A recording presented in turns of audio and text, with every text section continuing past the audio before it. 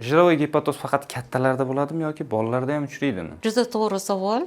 Chunki ko'pchilik yog'li gepatoz bu kattalarda, ayniqsa faqat semiz odamlarda uchraydi deb o'ylashadi.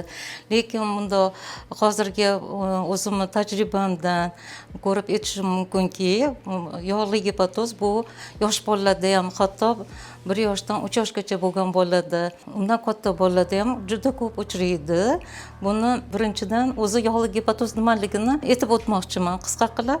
Yog'li gepatoz bu yog'ni jigar hujayralarida to'planishi yoki gepatositlarda to'planishi deb tushuniladi.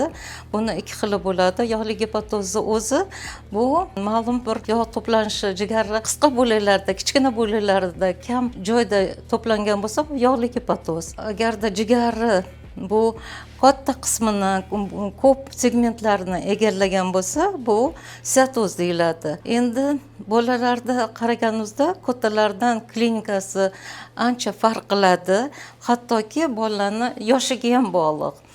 Masalan, 1 yoshdan to 3 yoshgacha bo'lgan bolalarda ko'pincha og'ir bo'ladi. Ko'rinishi ayniqsa bu nasliy faktorlari bo'lgan, anamnezida irsiy kasalliklari bo'lgan yoki shu bolaning o'zida irsiy kasallik kuzatilayotgan bo'lsa yoki metabolik o'zgarishlar bo'lgan bemorlarda o'sha bolalarda uchraydi.